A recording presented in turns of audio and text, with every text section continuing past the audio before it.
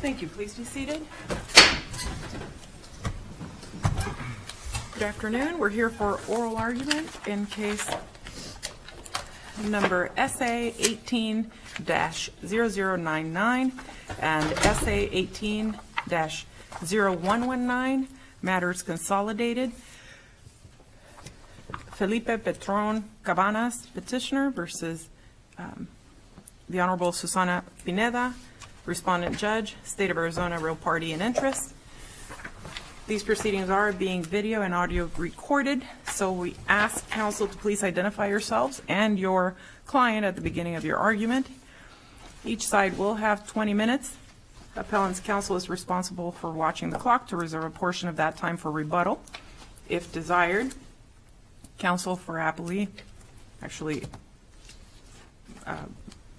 appellant's counsel will be responsible for watching the clock, as I mentioned.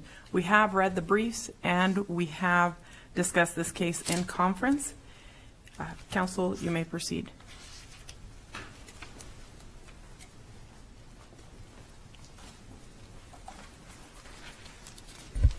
Let me say one more thing before you do begin, counsel.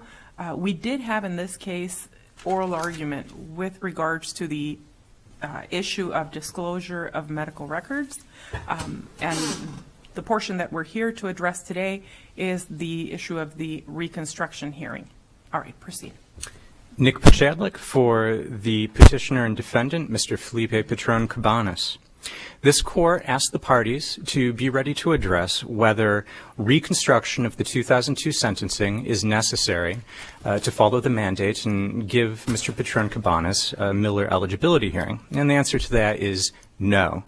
If reconstruction were necessary, that would mean that this court erred when it granted relief and began this remand, because that decision was based on a review of the record. And if this court erred, it was because the state invited that error.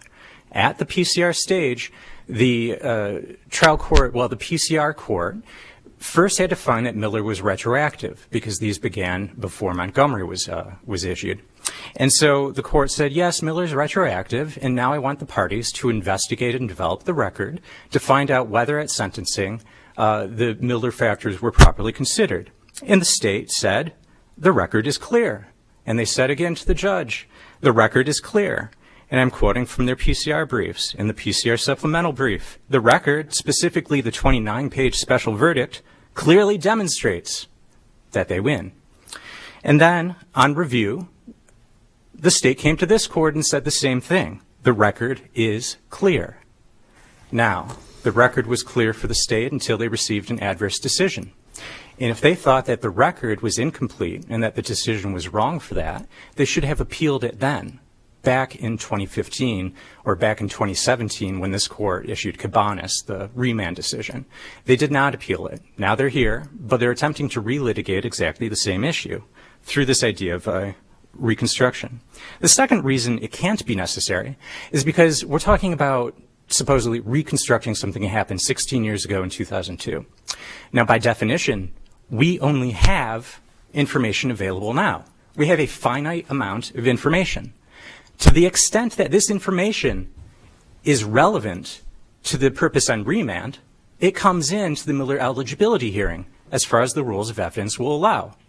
To the extent that the finite amount of information we have now is not relevant, it shouldn't be entered at all, whether through a supposed reconstruction without the same protections of the evidentiary rules or otherwise. I just got a quick question. Transcript have been lost, is that correct? Yes. What part of the court file still exists at this point in time? We, I believe, only have Judge Galati's 30-page special verdict. All right. No pre-sentence reports, nothing that was submitted at the time of sentencing, the original sentencing? Is there anything? Is the court's file complete is what I want to know. My apologies. We do have the pre-sentence report. We do have the exhibits entered at the original sentencing. So we do have the pre-sentence report, some letters and so forth from the family. We have a psychological report that was entered at the time. I'd say all that we are missing is the transcripts. Okay. And those are still contained in the court's file to this day. So both parties have access to them. The transcripts? No. The material you just outlined. Yes. Okay, so the state has them and you have them. Yes. Okay. Just out of curiosity. Thank you. Okay. Counsel, before we get into I guess my big question is, what authority did Judge Pineda have to reconstruct this hearing? What did she rely on? What statute, what rule, what case law did she rely on? None. There was no citation to any rule at all that gave her the authority to do this? No. The state theorizes that we are in a Rule 32.A PCR evidentiary hearing, and that as such they are allowed to prove, they say if we prove error, as in I think that whether the Miller factors were considered is a done thing. That was the PCR. But I think the state's theory is that if we're right that he's ineligible for life without parole under Miller, or maybe if the Miller factors weren't considered, which, as I say, has been decided, the state thinks that it can prove, quote unquote, harmless error by putting Judge Galati up and finding out whether this would have been the exact same decision, rendering it harmless. But that, of course, is prohibited. That is the Phillips case and the Reed case as well. That's that's forbidden by the Abushan case. You can't bring a judge back to say, if this thing were different, how would you have ruled? That you cannot do that. As Abushan says, it's improper to probe the mental processes engaged in by judges in making decisions, because doing so would be destructive of judicial responsibility. Now, we've had the main reason we can't get to reconstruction is because it's done. The rule of the mandate says that any issues that were litigated before the Court of Appeals and ruled upon by the Court of Appeals are decided. They cannot be re-raised again on remand. And I cited the Vargas case for that, where the trial court dismissed for lack of jurisdiction. The Court of Appeals said, no, there is jurisdiction, remanded for proceedings consistent with the opinion, and the party again moved to dismiss for lack of jurisdiction. Other than the pre-sentence report, the exhibits from the sentencing, and the psychological report, and maybe some other things that you outlined to us just moments before, that is in existence, what is the state looking to reconstruct? Is it purely Judge Galati's testimony? The state has indicated it will bring in some testimony from the accident reconstruction, well, no, not the accident, the firearms expert who drew the diagrams of where the bullets went, although that exhibit in that report is in the record. That's an expert report that we do still have, but they wanted to bring him up. They wanted to bring in an affidavit from one of the eyewitnesses to the crime. They did disclose that affidavit, although the affidavit did not say that he actually remembered what he said in 2002. It was just the same testimony. But that's in existence, so I guess I'm at a loss of what specifically are they looking to reconstruct? I mean, clearly Judge Galati. Yes. But outside of that, it sounds like these things are in the state's possession, or at least you're avowing that they're in the state's possession, or representing that they're in the state's possession. So what am I missing? What else is out there? Nothing. They want to bring in the co-defendants' transcripts because Judge Galati considered it. But everything goes down to what was in Judge Galati's head. What did he, quote unquote, consider? And, you know. But couldn't they proffer that up to Judge Pineda if they feel it's relevant under the rubric of Miller? Yes. I mean, obviously. I'm not saying that you wouldn't interpose an objection at that point. Right. That, remains to be seen. But couldn't they do that? Absolutely. Doing it this way puts in extra filter, an extra layer of fiction, and also evades the evidentiary rules. So anything we reconstruct. And you're saying in the possession of the parties, Your Honor, if it's not in the possession of the parties for reconstruction, well, if it's not in the possession of the parties for the eligibility hearing, it's not in the possession of the parties for reconstruction. Okay, what I'm saying is if we either have it or we don't. So it can either come in at the eligibility hearing as relevant, and if we don't have it put in there, we don't have it put in at the reconstruction. Why don't we talk about the eligibility hearing and what that should look like? Yes, Your Honor. The eligibility hearing will be sort of in kind the same as an Atkins hearing. And Montgomery really goes at length about this, that this is a sorting process. It is a sifting process into one of two categories. Now, in Atkins, you say, is this person intellectually disabled, to determine what available sentences do we have for him. Can we sentence him to death? At a Miller-Montgomery hearing, the question is this juvenile, do his crimes reflect that he is irretrievably corrupt, permanently incorrigible? The Supreme Court put this a number of different ways. Or the other category, do his crimes reflect that the crimes are the result of transient immaturity?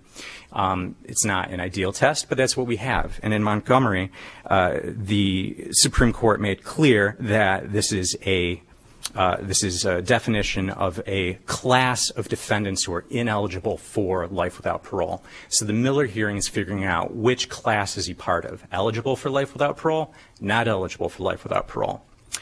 And more specifically, we'll be going into his family background, talking about the pressures, social pressures on Mr. Petrone Cabanas at the time, whether that is what influenced his crime. The state will attempt to. I'm sorry. Oh, I was going to let you finish your sentence, but I've got a question for you. yes.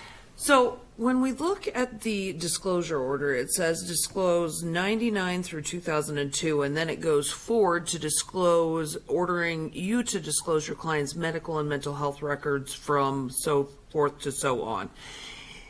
When we look at what you envision to be an eligibility hearing, does anything that happens post-sentence have any relevance to that discussion? The weight of authority says yes. Whether that makes sense logically, I'm not sure, because the question is, at the time of the sentencing, should the judge have considered him irretrievably corrupt or not? But if we look at Montgomery, for example, the Supreme Court said, well, this defendant became, he founded a boxing club in prison, and he's been a model inmate in prison, and the Supreme Court said these are things that we can look at to determine whether he is irretrievably corrupt. And I think the thinking behind that is, if somebody's irretrievably corrupt or permanently incorrigible, they'll never change. So it's useful to look at what they did after the fact in order to figure out if they were unchangeable. If they changed, they weren't unchangeable at the time of sentencing. So who gets to decide whether or not to present that evidence? Is it solely up to the defendant, or can the state also present that evidence? Again, I'll need to reserve any objections on that. We haven't even had disclosure or anything, but I believe commonly the state in these cases has tried to bring in disciplinary records from prison to show that, in fact, this individual has not changed, which demonstrates that they are permanently incorrigible, which is the test. Thank you. Well, Your Honors also asked us to address whether or not Judge Collotti could testify at any hearing. And so on that point, I just want to put out kind of a way of thinking about this. The cases seem to give us three categories of things that a judge could testify to. The first category is his judicial decision. Why did you decide what you decided, or would you have decided the same thing if a fact had changed? And that is clearly, explicitly forbidden by Phillips, by Reed, by Abushan. The second category is a fact, is to have the judge testify to a fact that actually encompasses his decision. And this is a little bit of a feint. And I mention this because I think that is kind of where the state is now heading. After expressly saying we want to get into his head, now they say we want to know what he considered, which would be a fact that would encompass his decision. And for that, we look at Abushan. Abushan was a prosecutor who wanted to get a change of judge for cause, and moved for that, was denied. And then this prosecutor wanted to interview the judge and depose the judge to find out why the motion was denied. And the Supreme Court said, no, you can't do that for reasons I mentioned. But then Abushan also said she wanted to ask the judge about a fact. She wants to question the judge about, quote, the judge's ability to rule without bias. The ability. So that's a fact now. And the Supreme Court said, no. Abushan's request to question the judge about the judge's ability to rule with bias effectively sought to discover his reasons for refusing the request to voluntarily recuse himself, and therefore is improper. So that's the second category. You could try to have a judge testify to a fact that is, in fact, getting at his decision, his or her decision. And then the third category is just a straight fact, an honest, we don't know this fact, we need to know this fact. And for that, In re Peasley is on point and says you can do that only if and only if there's absolutely no other way you need to, that you can get that fact established, and if it is critical to the case. And that's certainly nothing that happened at the 2002 sentencing, leaving behind its irrelevance. Just leaving that behind, we can figure it out because the state has a lawyer who was there still lawyering. The defense has Vicky Lyles, who represented Mr. Petrone Cabanas at the time. We have witnesses. We have many other people who could stand in for that purpose. And then the state also cited 5 questions in a motion that it entered into the record here as a supplement, although I think it may have been attached to my petition. Those cases are Piggott, Book, Bauer, Coleman, and DeForest. DeForest is the only one from Arizona. These are all cases about nunc-pro-tunc orders. When can the judge go back and issue a nunc-pro-tunc order correcting a prior decision?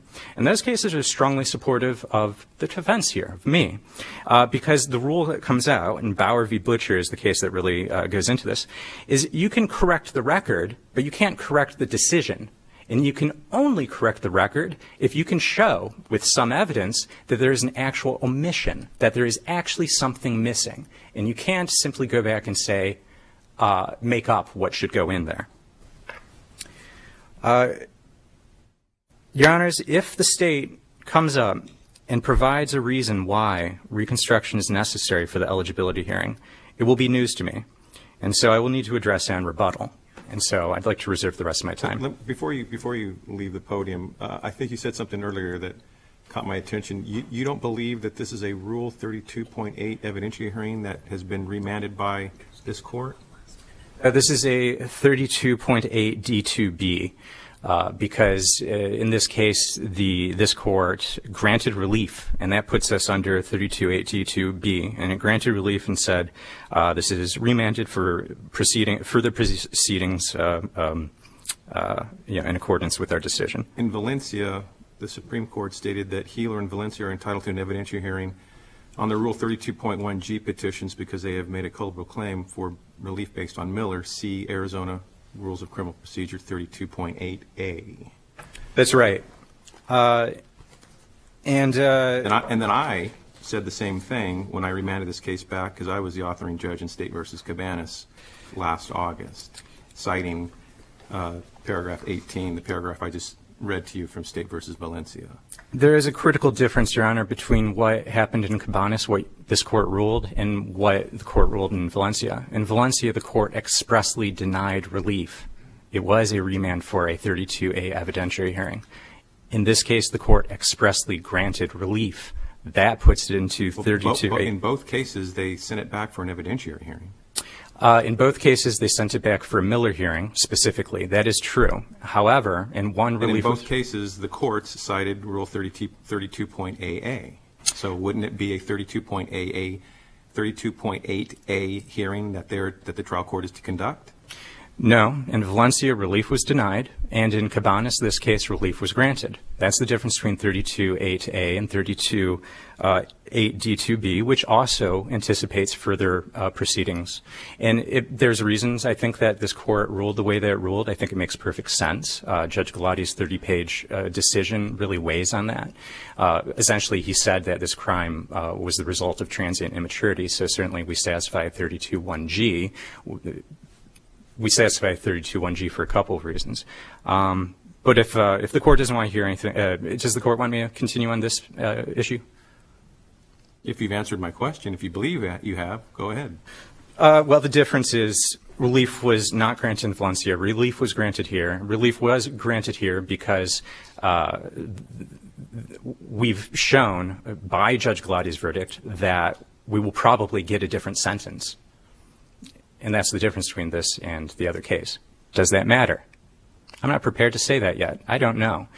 But we are in a pretrial posture, just like the case of Grell, where an Atkins hearing was wrongly skipped, and they remanded for an Atkins hearing. Thank you, counsel.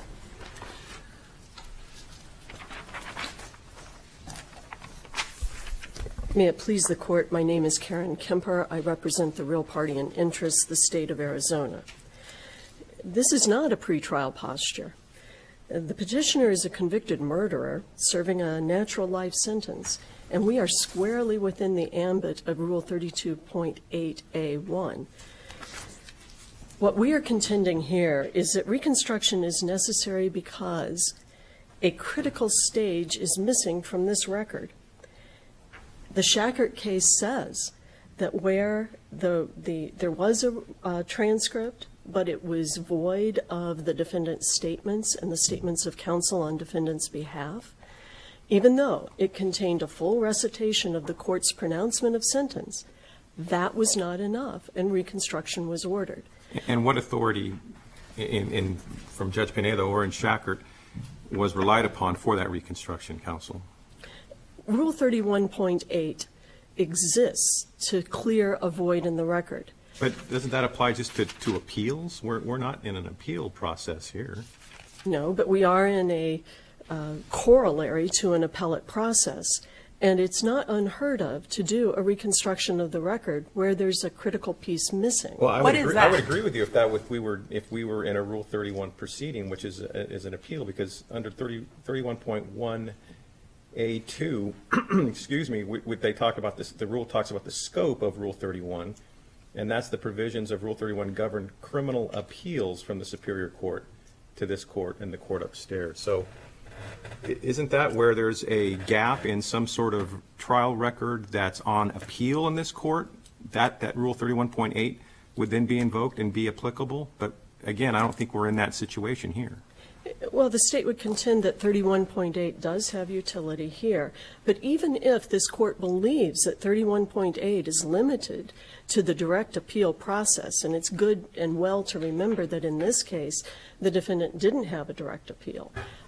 He pled straight up to the court. That's why there's no transcript of this sentencing. Normally, there would have been a transcript produced, but that didn't happen here. But even if we set aside Rule 31.8, we still have the Shackert case that says if there's a missing portion of a critical stage like sentencing, that it is well to reconstruct. And perhaps really the critical point here goes to the recent decision by the Ninth Circuit in Briones. That case was just decided in May of this year. And there, the district court, the defendant returns to district court on habeas based on a Miller claim. The district court, and this is where this is so important, considered the original sentencing, the current post-Miller mitigation, including the hallmarks of youth, before imposing a life sentence. And when the Ninth Circuit reviewed that, they reviewed the entire record, and they upheld that sentencing because they found that what the district court did was supported by inferences that may be drawn from the facts in the record.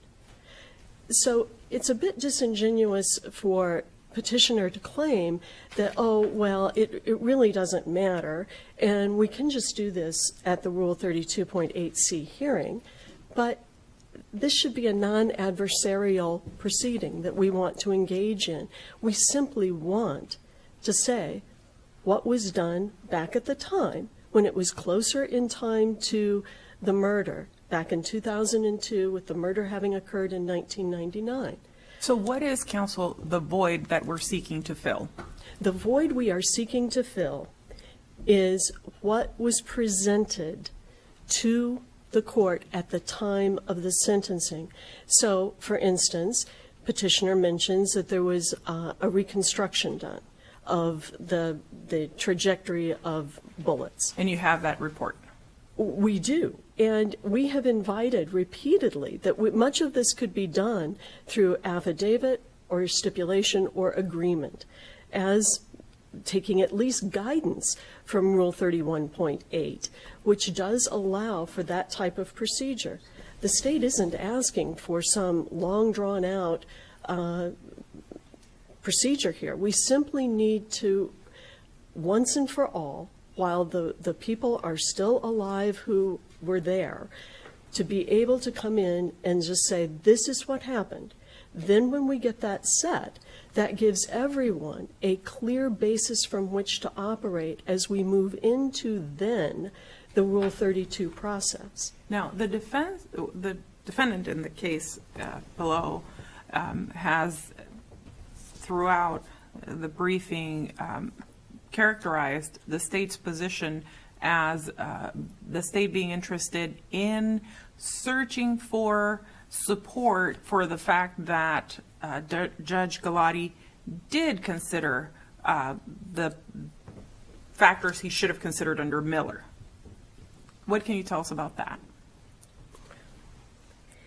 Well, a couple of things here. I think we can all agree with the Arizona Supreme Court when they said that these phrases, transient immaturity and irreparable corruption, are nebulous construct. In order to give meaning to a nebulous construct, you must have context. And it's the context that we could get, at least, from the missing sentencing proceeding. We would then know the nature of the offense and the nature of the offender, as was cited in the case of Tatum when it came back from the U.S. Supreme Court. Because really, at bottom, what we are trying to do here is reach an individualized sentencing decision. So is it, just so that we're clear, is it the state's position that after Reconstruction, you may be able to establish that in the first round of sentencing, the current sentencing as it stood until recently, transient immaturity and that transient immaturity was in fact considered? Well, certainly it wouldn't have been considered in that phraseology. But what the state is saying is we acknowledge, and we are not taking issue with this court's remand order, that he gets to put on a hearing to show that he received a constitutionally infirm sentence. That's what he gets to do. But we have the ability under 32.8C to rebut that. So whether or not he will be able to prove that remains to be seen. So Well, I'm not you saying can it's- are you planning to rebut it by demonstrating that the defendant's characteristics show irreparable corruption, or by showing that the first sentencing judge already considered factors in terms of irreparable corruption or transient immaturity? Because there's a difference there. Right, there is a difference. And what the state is looking to do is, like I said, set the sentencing into granite once and for all, then move forward and say, where are we today? And just as the Arizona Supreme Court said in the Amaral case, that you can look at these juvenile behavior qualities and the new information about those, but against the backdrop of what was known at the time about juvenile behavior. And now, as we consider is the difference between a child and an adult, how much overlap is there? Because sometimes, as the court in Amaral found, it's not that the science has increased to the point that we can absolutely pinpoint information either on a forensic neuropsychology or whatever it is. We don't have that ability. Right. So I'm not sure that you're answering my question, though, or maybe I'm just not catching Sorry. it. But is the state's position that at some point, depending if you were granted the opportunity to call the previous sentencing judge to testify, to argue that whether it was called transient immaturity, irreparable corruption, or otherwise, the factors that go under those two criteria have been considered? If I'm understanding the question properly, and forgive me, the state has no interest in asking Judge Galati, did you consider transient immaturity, however you may wish to define that term? No, that is not it. We simply want to recreate what is in the past without inquiring into any mental processes of any individual who might testify or come forward to reconstruct the record. Right, without asking the past judge directly, is it your intention to ask enough questions to then argue that those factors were considered, even though they may have been called something else? I think that's a better way to put it. Right, and truly, I don't mean to be obstreperous. The only way I can answer that, because we haven't done this hearing, I don't know what will be presented, would be that we would conclude, as the court in Amaral did, that this is just more information about juvenile behavior, but it really wouldn't change anything. So I don't mean to be difficult, but that would be the set of considerations as you're receiving information through the 32.8C process. Then there would be the analysis of that information, and then you look back at the sentencing and you say to yourself, well, this was a decision reached in 2002. Has anything here today caused us to believe that in light of new information as received, as properly ordered on remand, has it changed anything? And that's the only way I know how to answer that. All right, if we were to change the name of this hearing that you're about to have, well, first of all, the transcript is the only thing missing from the original sentencing information in the court's file. Is that correct? That's correct. Okay. And you want to have a reconstruction hearing so you can put on evidence that was presented at the original sentencing? Correct. And if we change the name of it from an reconstruction hearing to an eligibility hearing, and no, we can't get that transcript back, what is stopping you from presenting that evidence at that hearing? Why should we call it reconstruction? The reason we should call it reconstruction is because it should exist in a non-adversarial forum.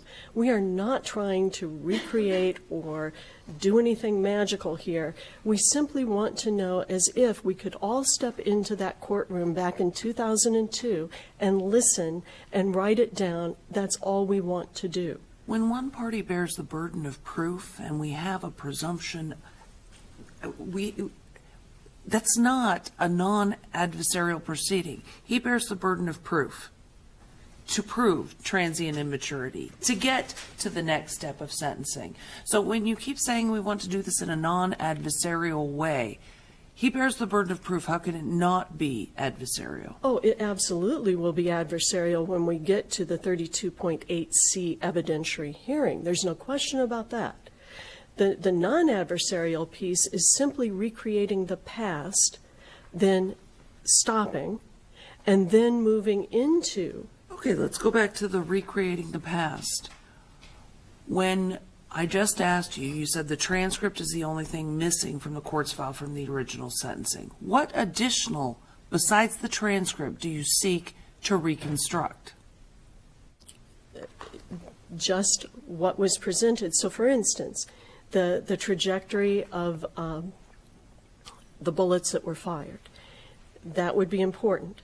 We do have a demonstrative exhibit of that, but we need the person who constructed that to either come back in and explain it or allow us to introduce the affidavit of the expert. And why couldn't you do that in the later proceeding? It seems to me like you're asking for two bites at the apple, and I'm not exactly sure how that makes any good sense. And forgive me if that is the way this is coming across, because that is not the state's intent. That would be inconsistent with the state's duty as a minister of justice. We don't want two bites at the apple. All we want is what didn't get preserved through no fault of anyone's. And so doing the sentencing is not another bite at an apple. It's simply saying something happened in 2002. We would like to have as complete a record as possible, because as this court does every day, you look at a record to determine whether what the trial court did was reasonable. And here, We just simply have a trial judge who is saying to this court and to everyone, I need this information.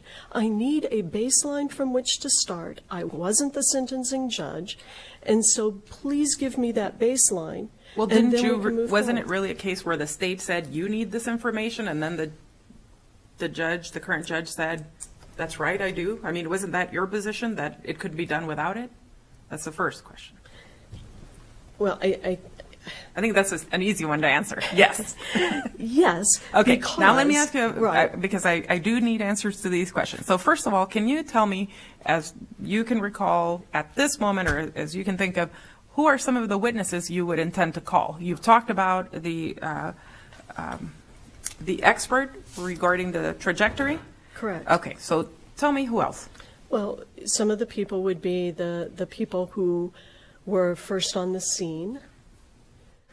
One of the people is a gentleman named Rory Vertigan, who was actually, the defendant shot at him, and Mr. Vertigan was able to return fire and take the petitioner into custody. So those are some of the people that we would want to call so that it could be clear what the facts were. Okay, just a moment. Right.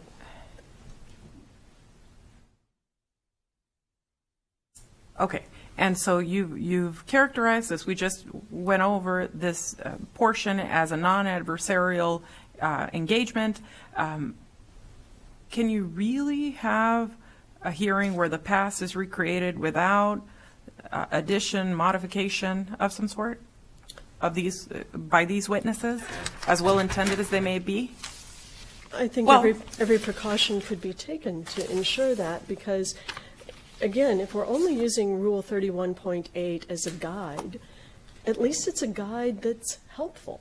Okay, Because so- this can be done. Because one of the witnesses, for example, Mr. Vertigan, Yes. not only arrested the defendant, or the appellant in this instance, but it's also a victim. Correct. Okay. And possibly you intend to call other victims or victim representatives? We might not need to do that if their statement was preserved, as I believe it was, in letter form. Again, there's no need to expand this beyond what is needed to simply set a moment in time and then to move forward. Okay, and that takes me to my other question, which is, how do we know that? How do we know that they're staying within those parameters if we don't know exactly what we're looking for? Does that make sense? In other words, if we're not exactly sure what we're missing, how do we know to keep the witnesses within certain boundaries? Well, Your Honor, I think we do know the constellation of facts, and we do know, and we just need to get them set so that any reviewing court in the future can go back and look and say, these folks made their best effort. They reconstructed the record to their best of their ability.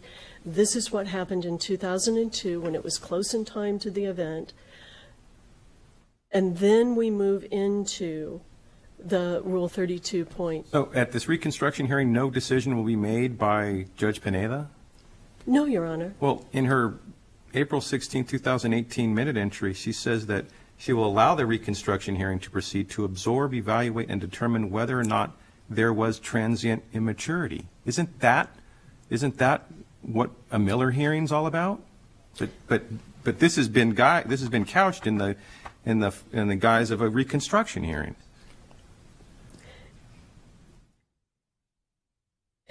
I believe that what the court was meaning, and Well, all I can glean her meaning from is from the words she used, Ms. Kempfer. and that's true, and those are the words, and that's unfortunate, because the interest always was to do one thing so that one thing was known before we set out to do the more rigorous adversarial piece of this. But would you agree with me, as it stands right now, I don't think there's been any subsequent minute entries from April 16th. As far as this court knows, the reconstruction hearing is going to proceed and to allow Judge Pineda to absorb, evaluate, and to determine whether or not there was transient immaturity. You are correct.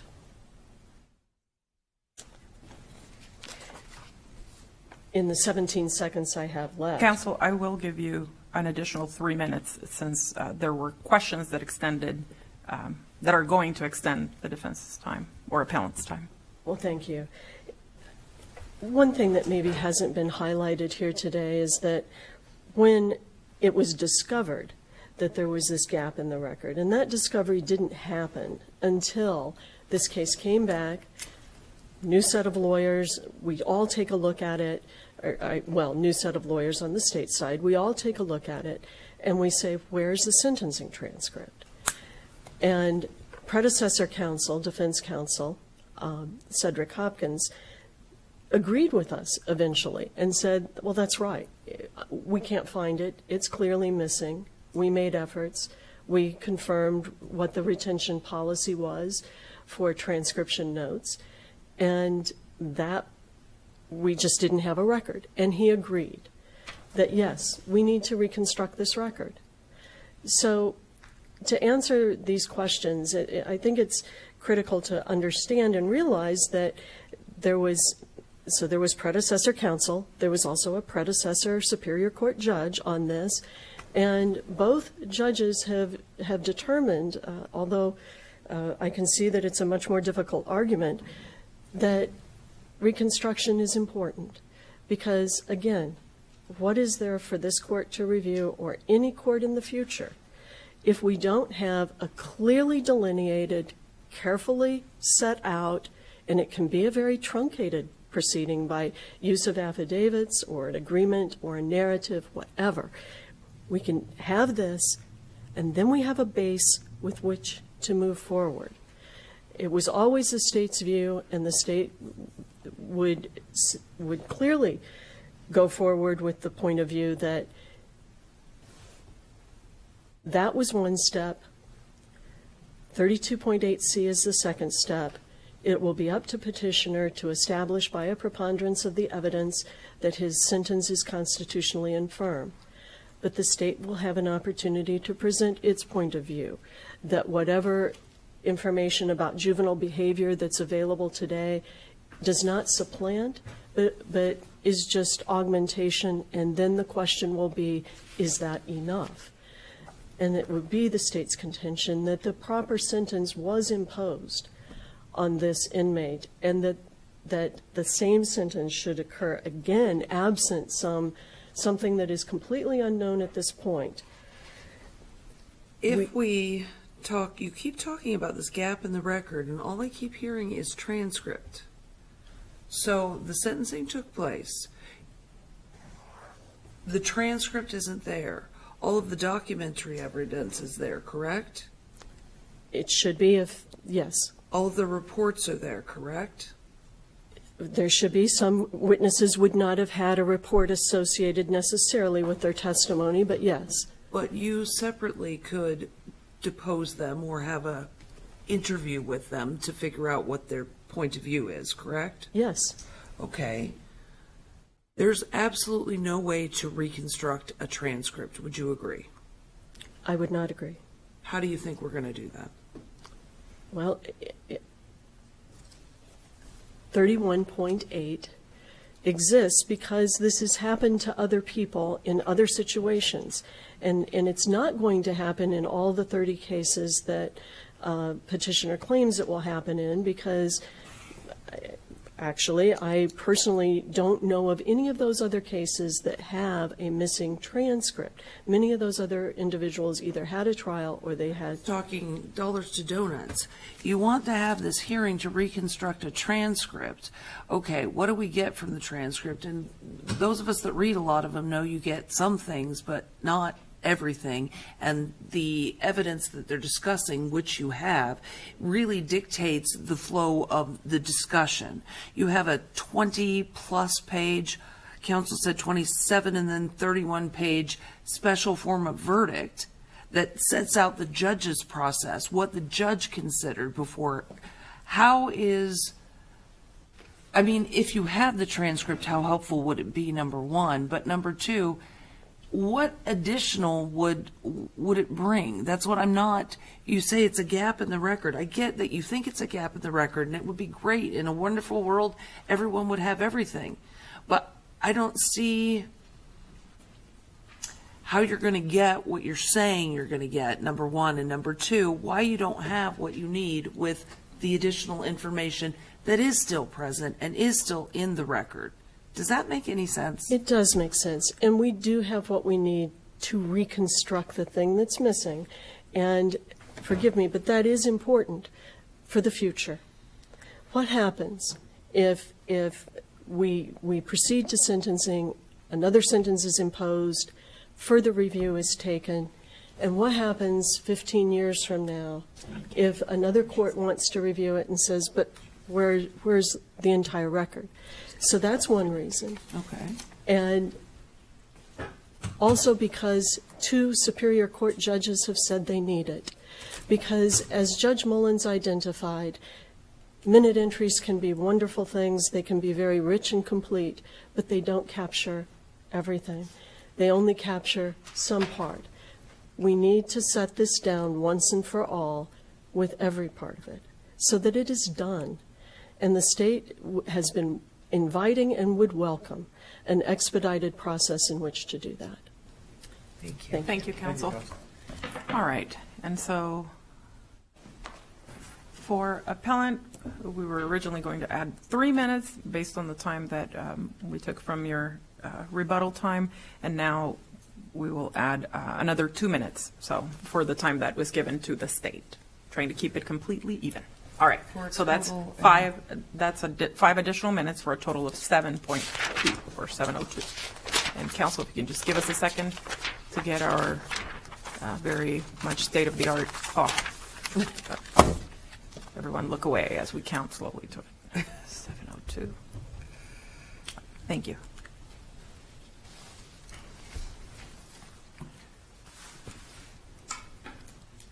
I looked at my petition and I counted 9 times where I quoted the state saying they don't just want to get out what was said and heard. In fact, we can look at their response to this petition where they say, nothing in this court's mandate bars the state from reconstructing the evidence considered by the sentencing judge. And you look at the motions that they added as part of their motion to supplement this petition. And those motions seek to introduce Judge Galati's thought processes expressly. And the other motion is to introduce the transcripts from the co-defendants' trials. None of that was at the original sentencing. And it's very difficult for me to grapple with an argument that changes so often. So I can only refer to what the state has said in the past, at least 9 times, which I put in my petition and quoted. Second, you've gotten 20-some minutes of ipse dixit, and that is what I have gotten. What is critical that is missing? I don't know. I haven't heard it. What is the void? I don't know. I haven't heard it. What would any future court need? Why would any future court need to review the 2002 sentencing? The only time that the court would have needed to do that is from the 2015 to 2017 PCR hearing, which addressed the 2002 sentencing. That was the concern then. Now the concern is this human being, Mr. Petrone Cabanas, a person whose crime reflected transient immaturity, or did it reflect irretrievable corruption? And to review that, future courts will be reviewing the evidence that comes in at the Miller eligibility hearing, and there will be absolutely no reason for them to look at the 2002 sentencing. Further, if it doesn't exist now for the eligibility hearing, we didn't hear anything that we could add to reconstruct the 2002 sentencing. Roy Vertigan was noticed as a witness for the now stayed reconstruction. He can be noticed as a witness for the eligibility hearing. This firearms expert, same thing. He was noticed. Also, we have his report. The victims are around. And third, the state just said that under Shackart, if the record is incomplete, then the remedy is a remand. But in this response to this special action, this petition, the state said this: where the absence of a sentencing transcript makes proper review of a defendant's sentence impossible on appeal, even where the trial court's pronouncement of sentence is fully set forth, the appellate court will remand for a new sentencing. And finally, we find some common ground. I absolutely agree with the state. If this court says that the record of the 2002 sentencing is incomplete, I agree with the state. The remedy is to remand the case for a new sentencing. And the state also made that same argument about Shacker in one of its supplemented appendices, where, again, it said, in Shacker, the court's reported trial notes were riddled with deficiencies. None of these omissions called the Arizona Supreme Court fatal concern until they considered the defendant's sentencing proceeding. Although the trial court's pronouncement of sentence was fully transcribed, much of the rest of the proceeding was not. The court deemed the record deficiencies clearly inadequate and remanded the matter for a new sentencing hearing. So to the extent that we're going to rewind time back to the PCR stage, where we would have discussed the sufficiency of the sentencing, then I agree that, yes, we should get a complete new resentencing.